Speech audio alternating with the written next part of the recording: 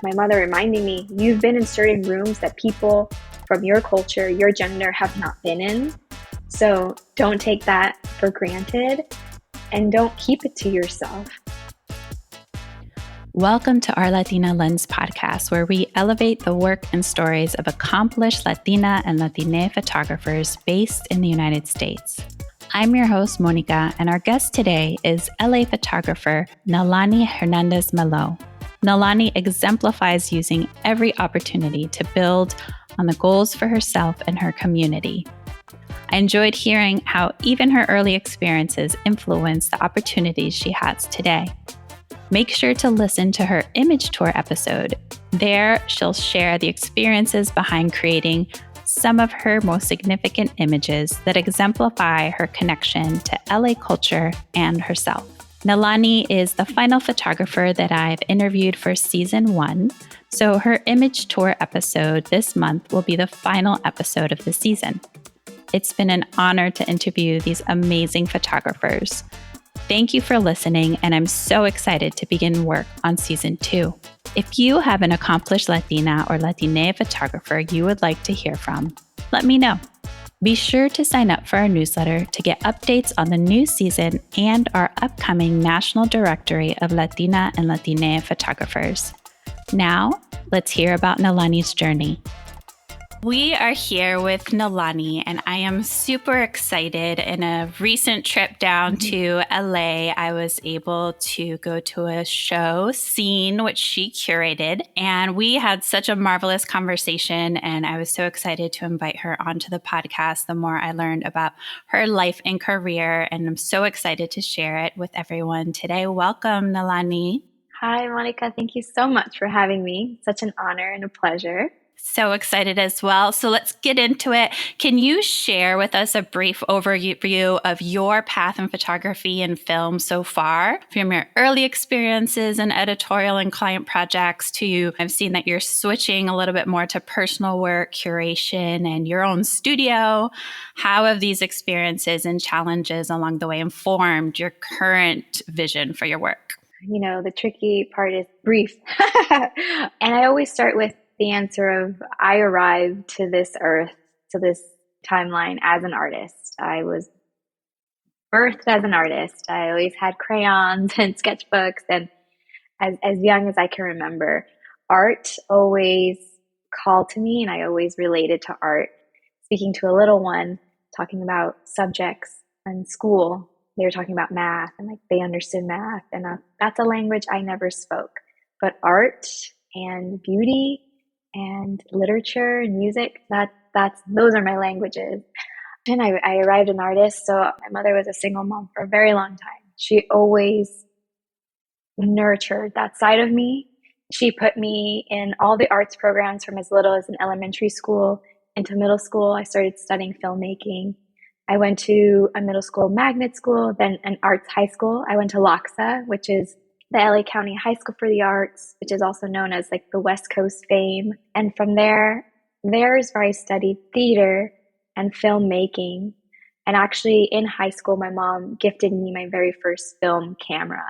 And I would say that's really when I started walking around every day with my Minolta 35 millimeter.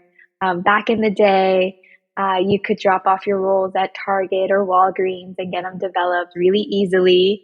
And I was doing that on a weekly basis. And that's really where I started just shooting. I want to say I'm self-taught in photography at that age. From there, I went to San Francisco Art Institute.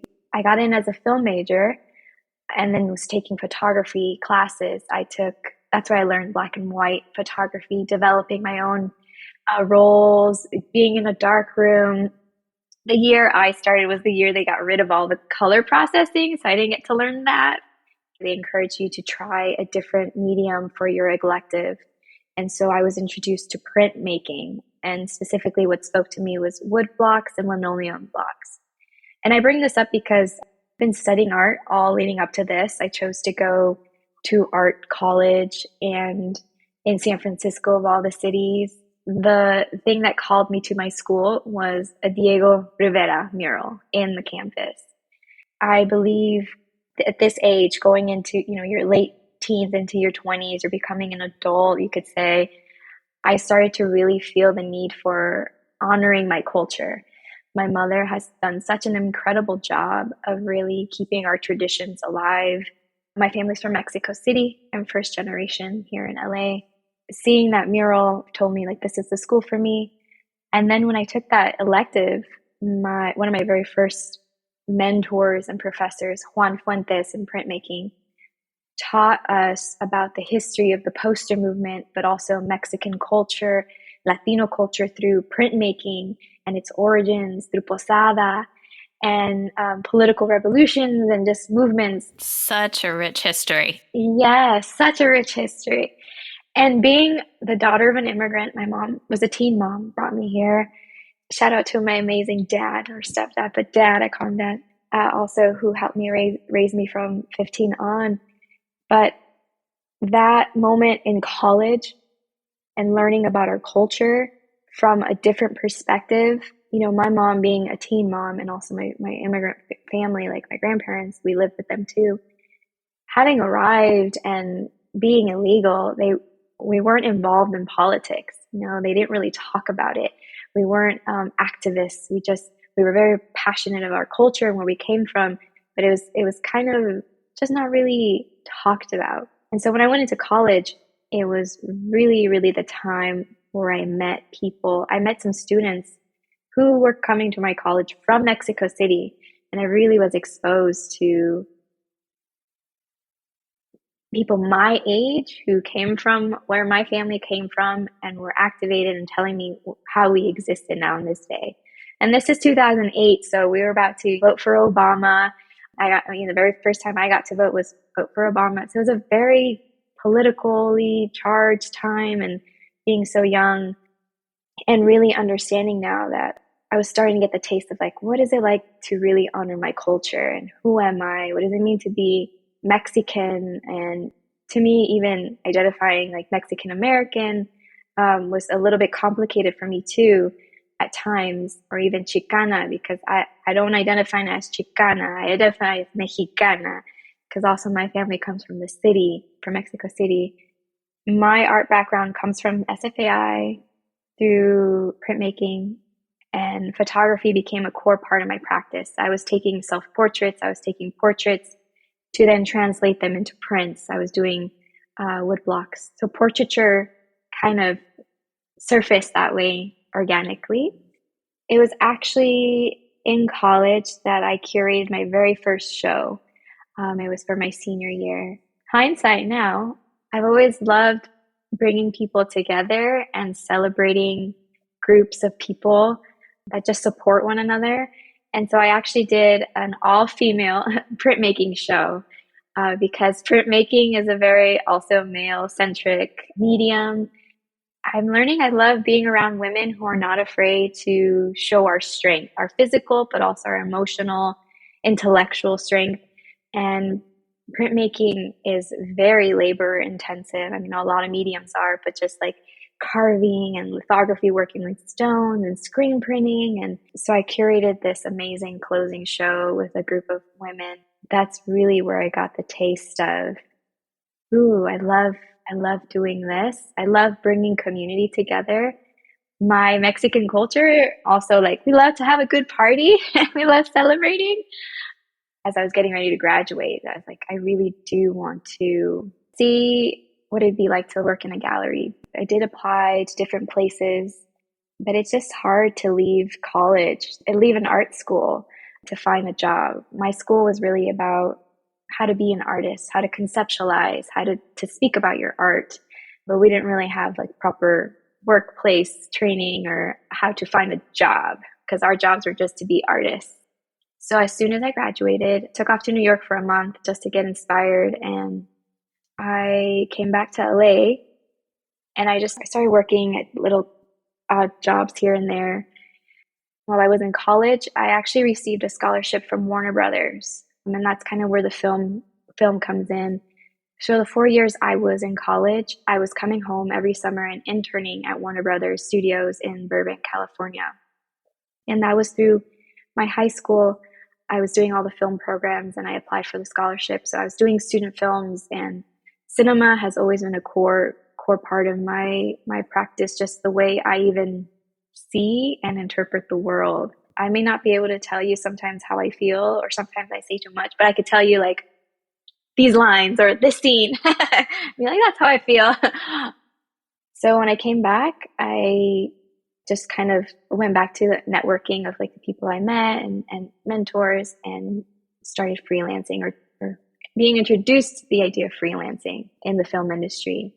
And I worked in a couple independent films. I did a couple of art direction, production design work on indie stuff. And then honestly, freelancing was daunting. It was terrifying. I did not like the feeling of being employed and then not employed. Like, I don't know what this means. I don't know how people do this all the time. And again, I was 22. I was really young and naive, like just didn't really know what went into like the hustle and the grind. I think also culturally, I was expected to like find a job and go, not this, the idea of being unemployed, even though really you're not unemployed, you're just not working. I went to work Whole Foods Market as a graphic designer. I self-taught myself there. During my story, you'll learn like I just like making things, so I teach myself, and I immerse myself in techniques. And sign making really was like printmaking to me. So making signage and working with my hands, and then photography started to come back in because social media was starting to boom now. This is 2012, 2013, 2014. Instagram came out while we were in college, and then now Instagram was starting to take off as like a career path, a social media editor or social media manager. And through Whole Foods Markets, really when I started to see it, and there was a need for it, like good photography on your phone to promote the store, promote our events. So I was bringing all my film experience, photography experience, and art experience to the forefront. I learned from various people that every opportunity is like a learning opportunity. Every opportunity isn't to gain another tool for your toolkit. My story kind of jumps around in different careers or different mediums, but I'm taking that experience and like putting it in my little toolkit and my little toolbox. But that's true. Like you're always collecting, right? You're always learning. When I taught high school, I would tell the students, I'm like, I work at a job at a school that didn't exist when I was in high school, supposedly trying to decide what I was going to do with my life. Like the things you're going to do may not even exist yet. So you just Absolutely. build and build, and the road comes forth in front of you. You don't imagine. Sometimes it's hard to imagine what you're going to do and how you're going to get there. Yeah. But you just take that step and you say, okay, I'll add that. I'll add that tool. I'll add that skill. Mm-hmm. I have this opportunity. So absolutely, I recognize that. We put a lot of pressure on ourselves to figure things out from 18 to 22. And no, we don't have to. Like, believe me, you'll save yourself so much stress and grief. And I'm a mother now. So if I could go back and tell myself, like, just enjoy these years, just take it all in, bask it in, and take every opportunity. And I don't just mean career wise, but just take every little adventure that comes your way. As you get older and other things happen in your life, or the actual pressures of having to pay your bills, and like now you have a child, those opportunities are slim, and then you end up burning out. When I was working for Whole Foods, I was in LA, and then it was my first time experiencing corporate, like working for somebody in the company, like how can I rise and grow, and really using all my creative skills. Um, so I kind of committed to that and was thinking of growing with the company. And the next step was opening a store. And that ended up taking me to Palm Springs, where I ended up spending almost 8 to 9 years of my life there. And that move there really introduced me again to the art community in the desert. There's an amazing, beautiful community out there of artists, working artists. And it made me feel at home, like I was back in San Francisco. That was one thing I missed after graduation. I had found like-minded people, not just culturally, but also subculturally, like being fine artists and the bohemian lifestyle, and just like let's create, let's change the world, and just creative people creating. And being LA is a different energy. LA is definitely where you get the business side, the like hustlers and grinders. Not that that doesn't exist everywhere else, but having grown up in LA, it's very much like that. It's very Hollywood. So when I moved to the desert and I met all these creatives who are just making art because that's what their soul calls them to do, I was blown away and made new friends. And at Whole Foods, I met an incredible, I call them art angels and art mentors, Karen and Tony Baroni, two incredible established artists out in the desert. I met Tony while I was installing a sign, and he told me that he used to do that in his father's butcher shop in Chicago. They're much older than me. They invited me to their studio, and I started part-timing as a studio assistant. At this time, Whole Foods was starting to go through the restructure, and there was the opportunity to either stay with the company with the change or like take a package and go. And I went with, let's go see what I can do in the art world here. And I immersed myself in the art world again as a studio assistant full time, being surrounded by paintings and art. And then I got pregnant. I was a studio assistant the whole time I was pregnant, and they were very supportive of me and was just creating. And here I had my first little art studio in my apartment. I was just creating. I was like marbling. I was doing a lot of social media, the photography. The iPhone like blew my mind. The fact that I could take this phone and shoot anything and everything. I was creating so much content, you could say now. And I wasn't really doing it for anybody. I was just doing it for my own gratification. And I had my daughter, and that whole first year I was with her, I I have so many I was photographing her every day. Like that could have been a project in itself too. Her little outfits and just like seeing her. But I'm a social creature. I need social interaction, engagement. I tried being a stay-at-home mom, and it wasn't filling me. Like I needed more. Um, I also missed being around energy, creative energy of other people. So this is it's a long, sorry, it's a long story, but like, this is how I get into editorial. These are our paths, right? They're Yeah, not these are short our or paths. straight. Yeah. I was very fortunate that during my time at Whole Foods, my job was very immersed in marketing team. So I met different people throughout the valley, in different capacities, different brands, different companies. I met this incredible woman, Paulina. She worked in marketing at the Palm Springs Life magazine, and they were looking for a social media editor. Again, social media is still new. It's still like it's needed now. It's a role in companies. She told me about this position, and I showed a art portfolio. I showed videos I had created, films. I showed my photography. I showed my corporate side with Whole Foods Market. I showed my Warner Brothers did an incredible job of training us, elevating us as representatives of a brand. They really introduced us to it. What does it mean? Just because you're an intern doesn't mean you're not important. Like you're representing Warner Brothers, and what does that mean? Working with high profile individuals. So by now, and again, it goes back to that tip I have of like any opportunity, any moment, you're learning, and it's like a thing you can add to your resume. It's how you present it. And so I show them like, this is all I have. I know social media. I know how to do this. And they took a chance on me, and I'm so grateful. I'm so grateful. I started working there at Palm Springs Life as their social media editor. It was an incredible experience, overwhelming at times, because as the social media industry has shown, I think it's changing a little bit now. Back then, it was mostly just one person, a social media manager, doing all this stuff. And as the needs grew, it just becomes a lot for one person. It becomes copywriting, it becomes curating, it becomes marketing, like, relations, it becomes analytics, production, content creation. And so I was there for about 2 years. I brought my film background, being on set, to producing content for the magazine.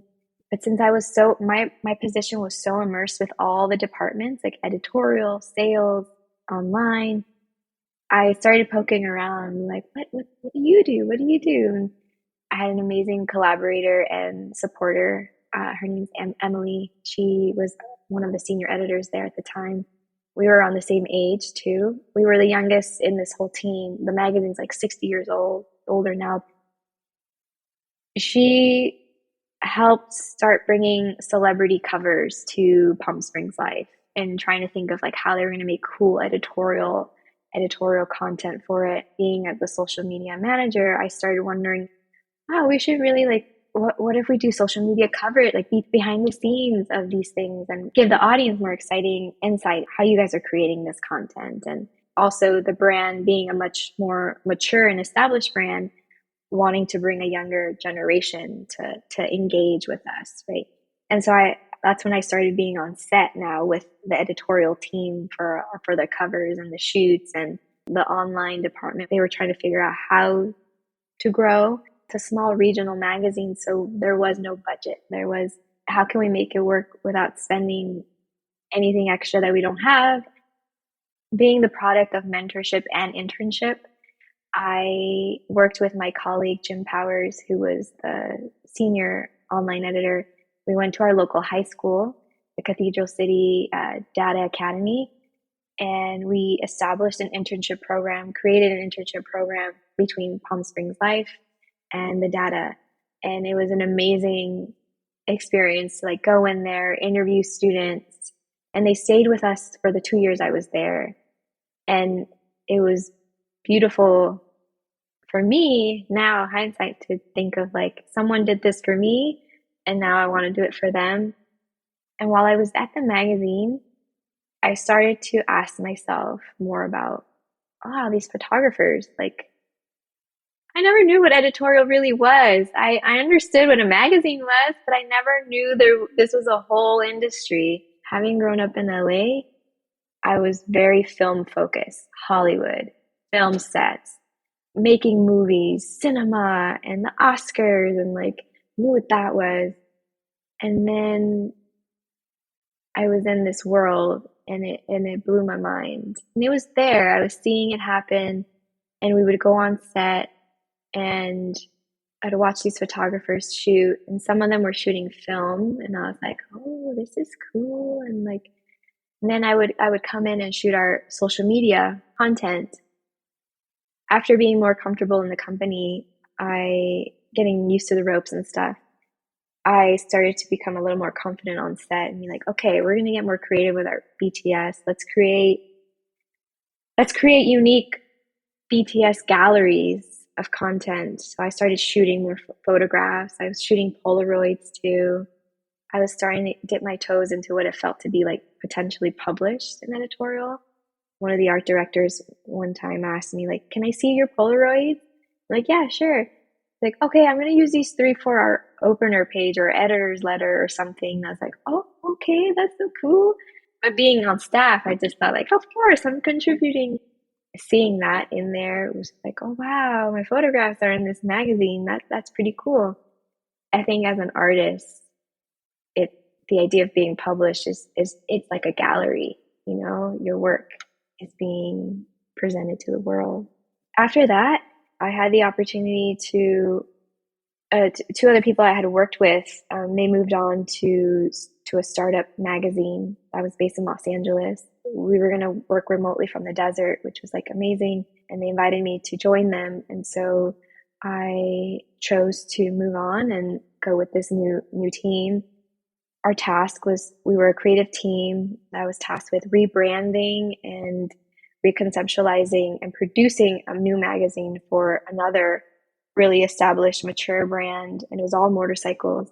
But again, they wanted celebrity covers, video portraits that we were doing from the other magazine also, and a lot of digital content. And I came on and we had some restructuring there too. And I ended up being the visuals and production director there, which meant I was running the whole art department, hiring illustrators and photographers, videographers. And again, I wouldn't be able to do all of this without incredible incredible people believing in me, but also skill sharing. And I think that's really important that we need in our creative culture right now. People not shying away from saying, here, you want to learn how to do this? Let me show you how. Um, and run with it, you know. And again, in that position, this is really where I feel I was starting to recognize curation. I was curating when I was a social media editor, a very visual curator. In this new capacity, curating photographers and videographers to tell a story, making sure we're meeting our creative director's needs and desires. And then the pandemic happened. um, That's like the turning point in all the interviews. And then the pandemic happened. yeah. And then the pandemic happened. When I had my daughter at 26, 27. I took a year off. So I was like 28 when I, 27, 28, 28 when I started working at Palm Springs Life. I turned 30 when I was with this new magazine in LA. The editor in chief and I, we were really close. We were good best friends and similar age. We were celebrating. I remember this moment. We were at the bar where we just had a creative meeting for this magazine. It's November and there's like the ideas are booming. We're manifesting. We're like, oh my God, I can't believe we're having these crazy salaries. Like we made it. Like we're making our dreams come true. We worked so hard to get here. And again, me, like I've I've always been a big dreamer, and being in LA, like I have a certain idea of like my lifestyle I want to live, and creative and allowing creativity to bring that into my life. And we were there, we were celebrating on the Sunset Strip and like ideating and being like, oh, our idea's gonna go here and here. And we celebrated our launch of this magazine in February, had a huge party in LA, and then the world shut down in March. So I had just turned 30 and we all, went through life.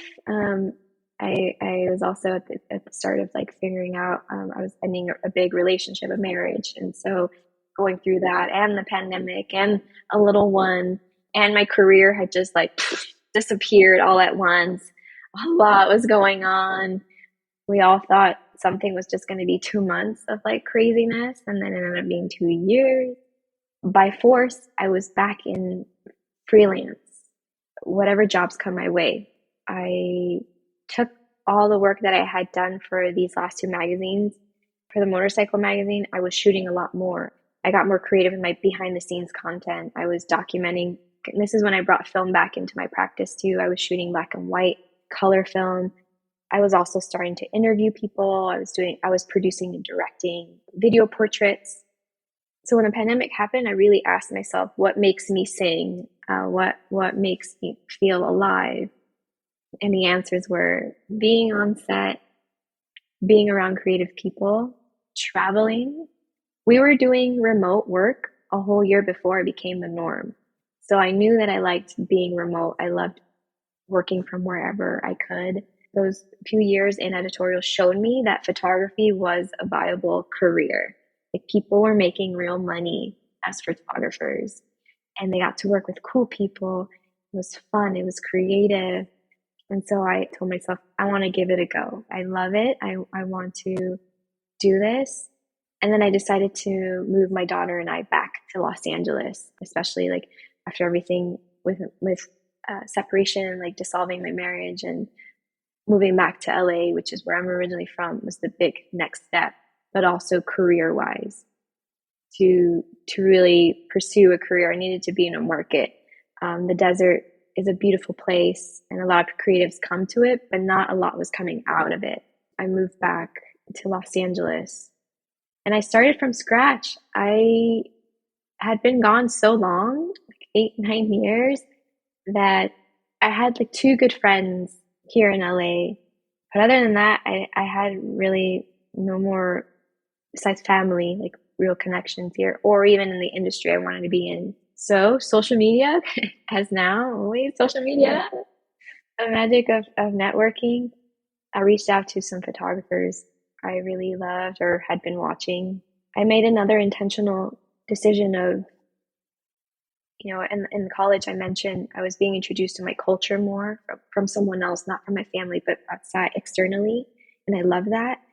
And in the last, our political and cultural and social climate has been so high for the last, for a long time, but I just feel like it's been really extreme working in brands that have been very white face forward. Advocating for diversity really became important to me when I stepped into editorial.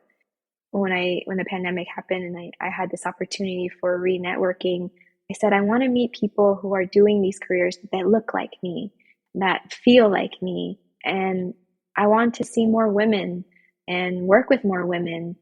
And so I started reaching out to female photographers. And then I first met Brittany Bravo. She let me assist her. She's been a big supporter of me, just me as a creative, and introduced me to someone else. And then that person introduced me to someone else, and someone else, and someone else.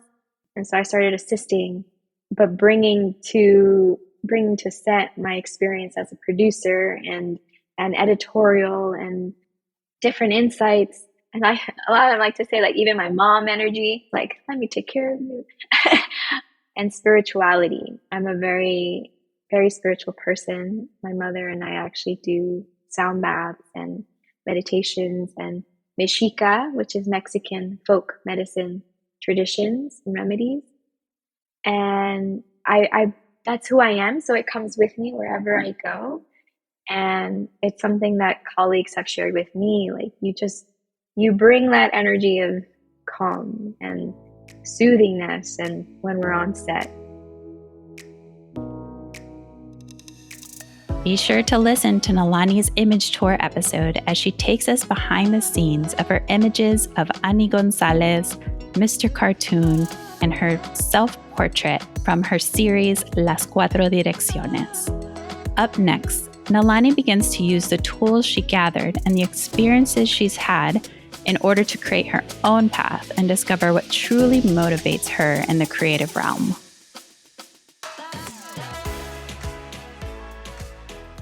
From all these experiences, how did you then decide to form your own studio, invite other folks to create shows with you? So I feel like you're at this place where you're really transitioning, or so I've read in our conversation, that you're really stepping into that power of, like, I've done all these things and now I'm going to bring that all together within this studio that I'm creating and also within the fine art world.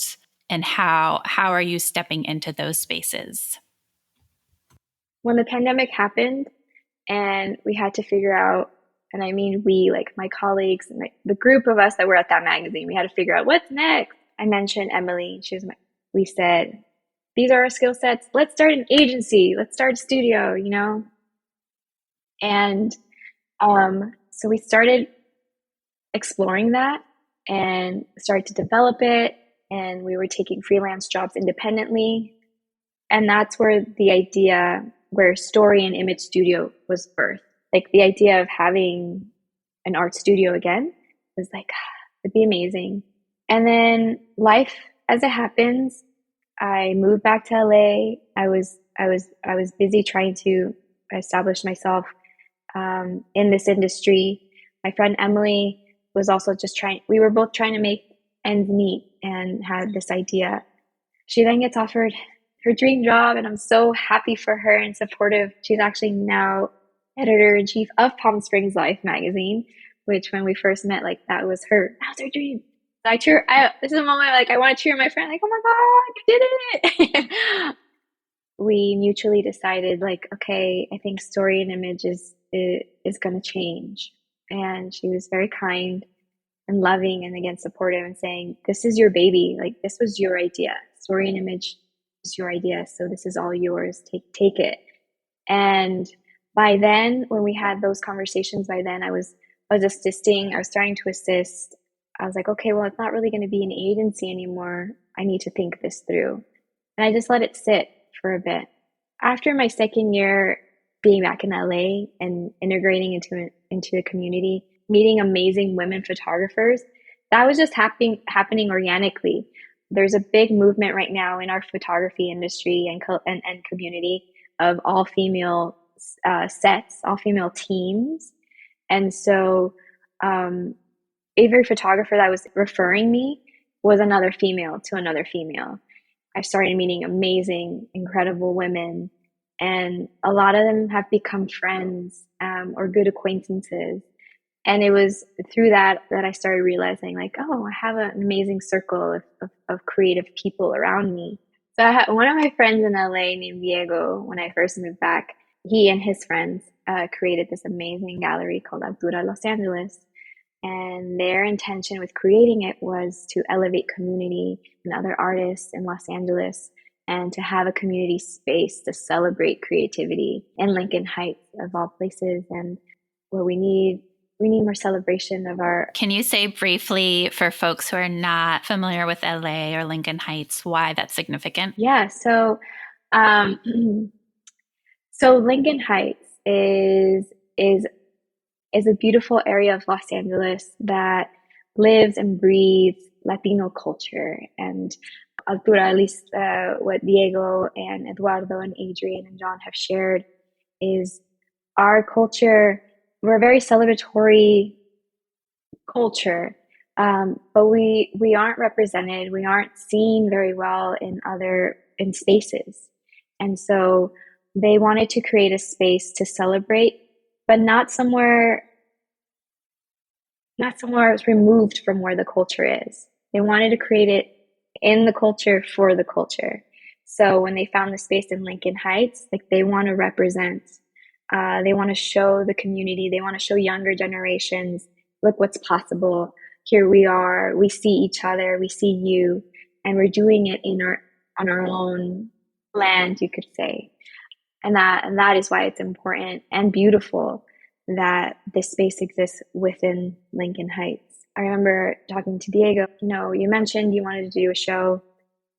We have this opening in March, and I think this was January. It was like middle January. So it's March. Do you want to do it? And I was like, that's perfect because I want to do an all women's photography show, and it can be for Women's Month. And just became the honest question of like, can we do it? It's really short turnaround. And imposter syndrome starts to set in and doubts me like, oh, what am I doing? Can I do it? But the whole Arturo crew, they, especially again, shout out to Diego, like he really encouraged me and said like, it's possible if you really want to do it, let's do it. So I said, heck yeah, let's do this. And I reached out to the women I had been working with and I said, hey, I have this opportunity. Here's an invitation. I know it's a quick turnaround, but I really want to showcase all of you. Are you interested? And that's how Scene got started.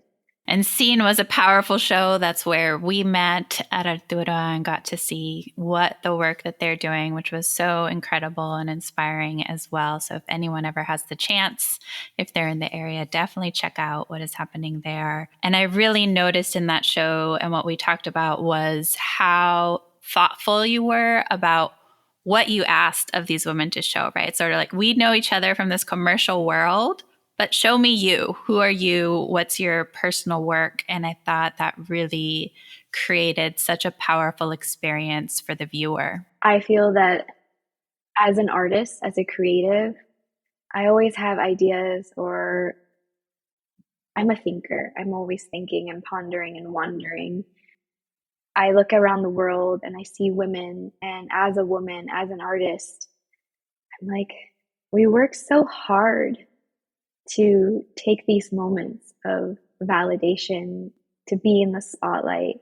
And by fighting, I mean like it is a fight sometimes to just claim a little bit of spotlight or space with everything that's been going on in the media and politics, but also just genders and gender wars and just persecution, oppression towards women. In my spiritual side, a lot of the classes and things I've been learning, it's just about empowering ourselves as women to honor our masculine and our feminine side. And so that really started working in these industries, in these creative industries like film, photography. And it's something that my fellow colleagues, like we've talked about, we have to walk a lot in our masculine to exist. To claim space, we have to come in very strong. And that's where you get the whole, what's the difference between aggressive and assertive? Oh, your gender. When I was offered Scene, or just a show, it wasn't titled Scene yet, it was just an all women's photography show. I looked at the women I had worked with and I wanted to showcase them. And I said, I see the incredible work you're making for others, for clients. And that's usually our masculine side. We have a task, we got to get it done, action, right?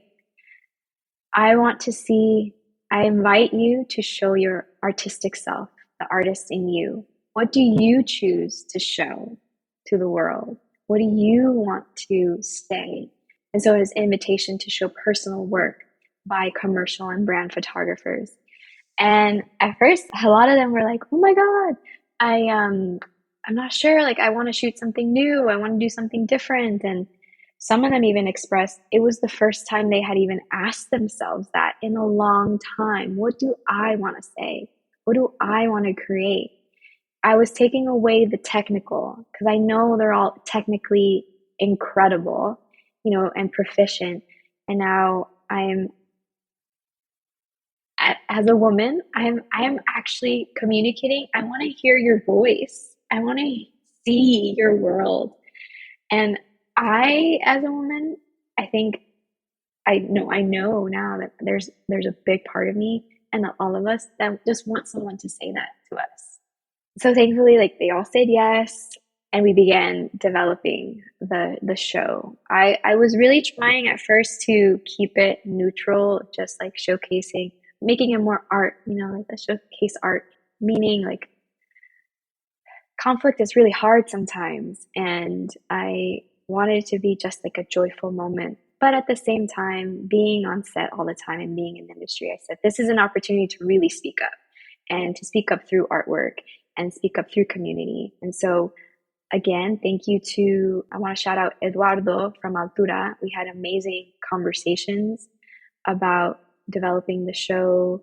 I was spinning all my ideas with him and how I want to present it, even just like the captions of the social media. And I would sometimes stray away from like, women leaving their mark in a male dominated industry. And like, I would take that out and be like, no, no, no, that's important. And that, and for a man to say that, like, that's important. Say it, keep it in. And then I just said, let's go all in. I really made it about the effort that these women are putting in their industry, that the energy, the challenges they see or experience, but also how they all have a very unique perspective to the world and side to themselves. And I was shown so beautifully in their art and their photography. The women I worked with, and one of the compliments I received from another photographer who just came to see the show, and he shared, this is where my why was really shown to me. Like, I knew it subconsciously, my why of why I wanted to do this show and just do more shows. And like, that's where I'm going now, like exploring curation more and community building and art. He shared with me that he sees, it's not that our community doesn't exist. Like, the community is there, the photography community is there, the art community is there. But then he said it had just never been properly exposed. In other ways, it had not been shown or seen. And then my parents, who have been very supportive, they were just observing the whole night of the show, and they just came back and said, like, people came to be seen at your show. People were being photographed. Like, there's so many photographers taking some beautiful portraits were made at our show, and it just showed me like the power and impact of these events or these cultural gatherings, and how our human condition right now, all of us just want to be embraced, loved, seen, heard, felt. And one, we may not know how to ask for it, or two, we may be asking, we just don't know how to receive it. Um, and three, we may not be aware that we need it. And like the art show and creating this space really opened my eyes to I have all this experience, all these skills, and photography now is my job. It's a job I love. I love being on, but my purpose really. And I think it took a really long time for me to honor this, but like now is to bring people together, either in celebration or in art or for a project, using the skills I have and to celebrate. They have recently invited me to officially join Altura, take the group from 4 to 5 as their gallery director and just helping them create more community and more activations and more shows. Congratulations. That's such a beautiful opportunity. And I love having done the interviews I have and talking to the people I've been talking to within the Latina photographer community. I'm starting to just see now this pattern of around the country. Actually, this may be a moment, I don't know, where we have folks who are really starting to claim their communities. I mean, I've seen it in Texas with Zen Photos. I've seen it in Chicago with what Karina's doing out there. I see what you're doing in LA and the guys at Altura, and just this moment of reclamation and saying, like, we are artists in our community and we want to showcase who we are in our community and grow our communities.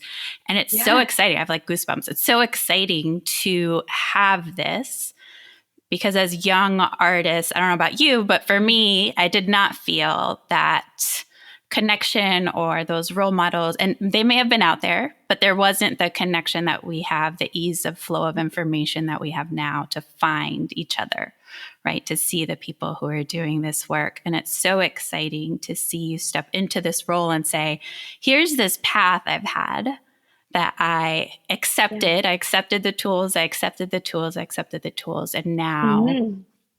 I'm stepping into, right, being this person who has these amazing toolbox in order to connect and serve in the ways that I've been called to do. And that's really Absolutely. beautiful.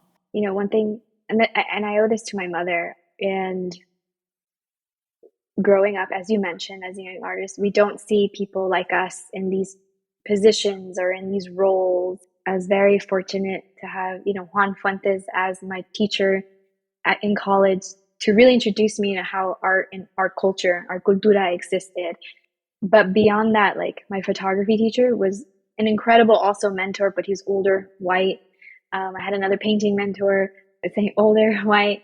I had another woman, amazing painting teacher. She was a woman of color too, but I learned from her just to be badass and just like live your life your own terms. And but a lot of my initial mentors were older white males, and so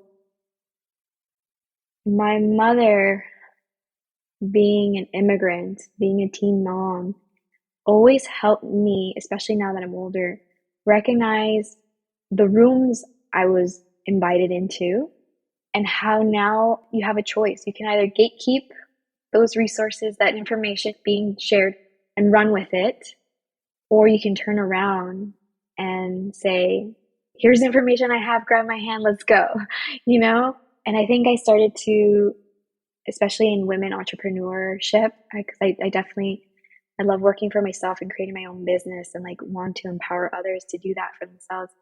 I have met women, have known of women who chose to stay really masculine, and push forward their businesses or their ventures by assimilating is a very strong word for me, but just figuring out a way. If they figure out a strategy to succeed, right? And again, remaining in those rooms and growing and like keep moving forward. For me, I started to see very small glimpses. Like, I mean, you, Monica, like we both have met Ana Flores personally. Of We All Grow, and she's a very strong example of a woman who took her experience, turned around and said, let's do this together. But saw the movement from like girl boss to then like, let's be a girl boss, but let's do it also by still being feminine and like honoring we are women. And now I think in these most current years, we're in the chapter of like, or not even girls, like I'm a woman, I'm a woman, I'm a leader, I'm a founder. It's not even boss anymore. And I love it. Like I'm a leader, I'm a founder, I am a woman who is masculine and feminine. The thing that's resonated the most with me is honoring our allies and our mentors and turning around and saying, come with me, let me help you. Again, like my mother reminding me, you've been in certain rooms that people from your culture, your gender have not been in. So don't take that for granted and don't keep it to yourself. Even in the work that my mom and I do spiritually, there are some elders or old traditions that believe these are traditions that shouldn't be shared beyond certain circles. And for me and my mom, we believe like, why should healing be reserved? Like healing should be shared. If I know something that could help you feel so much better, I'm going to share it with you. And same thing in our industry. I want to just express immense gratitude to every mentor I've had, every friend, maybe people I don't even speak to anymore, even people I may have left on bad terms, like from just not being mature enough or, whatever it is, like I honor everyone with immense gratitude and love and grace for helping me get to where I am now. Because now I feel like I'm at a place where I can really role model for my daughter as a single mom, figuring out how to be a fully present mother, but also be a fully present artist. Like that is something we didn't have a chance to talk about, but like it takes effort and it's a relationship with yourself. And that takes a lot of time and energy. Absolutely. Thank you so much for that. And obviously, I think people will want to follow your path from here. Where can people follow you? Where can they find you? Well, as always, the Instagram is an amazing way to connect. My Instagram is my name, Nalani, NalaniH-Melo. And that's my personal Instagram. So you'll see my artwork. You'll see my daughter. We're always making the stories. But now make sure you also follow Altura.la. And that's where you get to see more about the shows and events we're curating for our amazing community here in Los Angeles. Also, Story and Image is on Instagram. That is my fine art and photo studio and just a place where I can just create with others, and also where I'll be curating shows with Altura or elsewhere. That's where everything lives. So check it out on Instagram. And then if you want to check out my work, my website's the same as my handle, NalaniHMelo.com. And if you are interested in learning more about the mindfulness and spirituality, you can follow my mom and I at Botanica Melo, Melo, just to bring more good vibes to your everyday. Yeah.